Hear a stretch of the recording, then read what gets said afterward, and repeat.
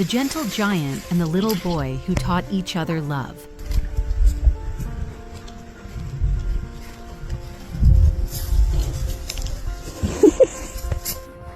There are moments in life that sneak up on you, quiet, ordinary ones that somehow change everything.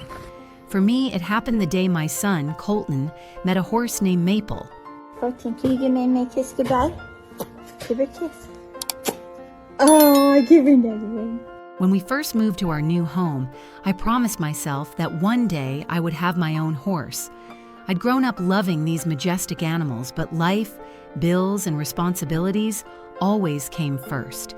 Then, one afternoon, scrolling through social media, I saw her, Maple, a tall chestnut mare with kind eyes that looked a little lost.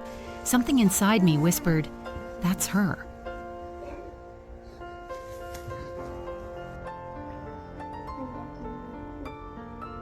When I went to meet her, she stood at a distance, cautious and There trembling. she is. She had already been through several homes before us, each leaving behind invisible scars. She was wary of people, afraid of loud noises, and seemed to expect disappointment at every turn.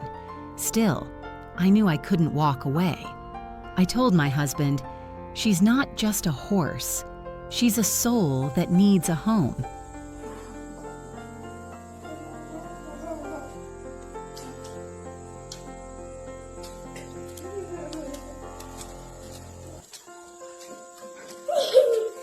We brought Maple home, but those first few weeks were tough.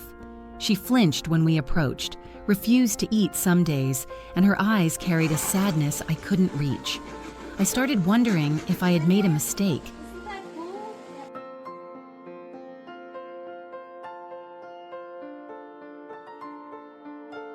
Then one morning, everything changed. Colton, who had just turned 1, toddled toward the stable with his uneven baby steps. He pointed his tiny hand and called out with that sweet baby voice, "May, come here." To my utter disbelief, Maple lifted her head, pricked her ears, and slowly walked toward him.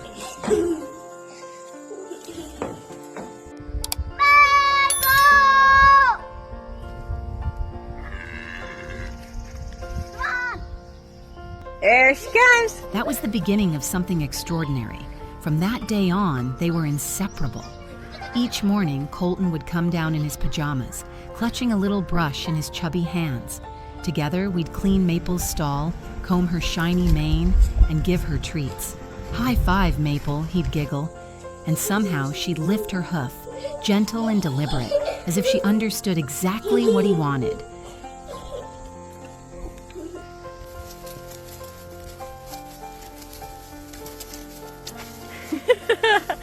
Good job. What amazed me wasn't just that she trusted him, it was how much she adored him. When Colton's voice echoed across the yard, Maple's head would rise instantly. Her ears would twitch, she's not gonna and run she'd into let you. out the Go get her. softest, most tender neigh, as if saying, I'll bring her "There's in. my boy." She would walk to the fence, go. lower her enormous head, and wait for his little hand to touch her face. So sweet.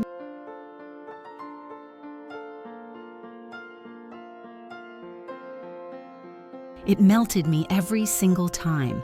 Of course, I always kept a close eye on them. A horse that size can hurt a child without meaning to. But Maple seemed to understand her own strength. She moved slowly when he was near, careful not to frighten him. It was as though she had made a silent promise to protect him.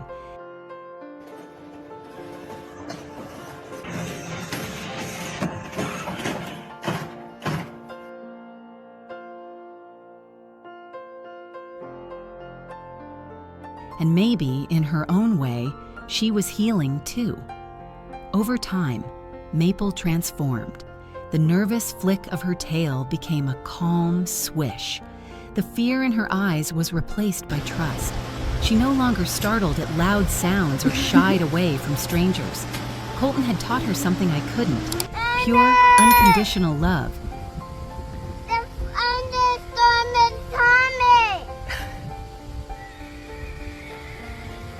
It's funny how life works.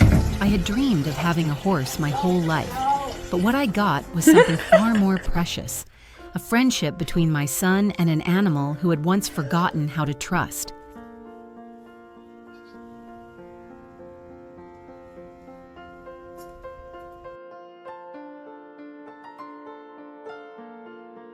Sometimes, when I watch them together, Maple's massive head resting against Colton's tiny shoulder, I realize that she loves him more than she loves me. And honestly, I'm okay with that. Because isn't that what love truly is? Letting it grow beyond you?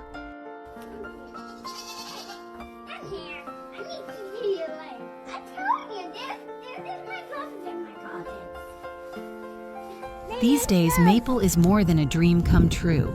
She's become Colton's teacher in patience, empathy, and care.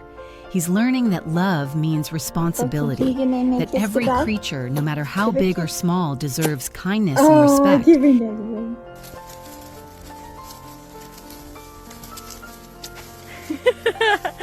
Good job!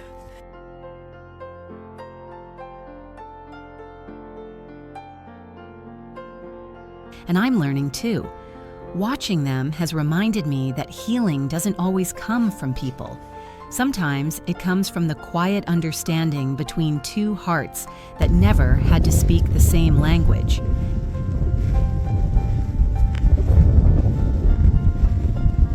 Don't let her. She wants to go to the barn. Don't let her do that. There you go. Now this way. If this story warms your heart the way it warms mine, I hope you'll take a moment to share it.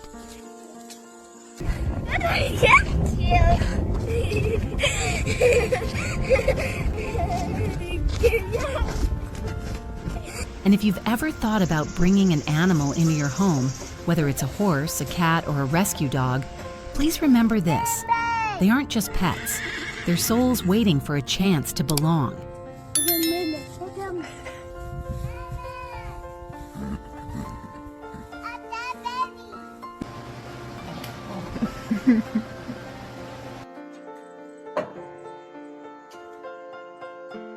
Do your research, be patient, and give them time. Because when you give an animal love and safety, they give you something far greater in return, a reminder of what it means to truly be human.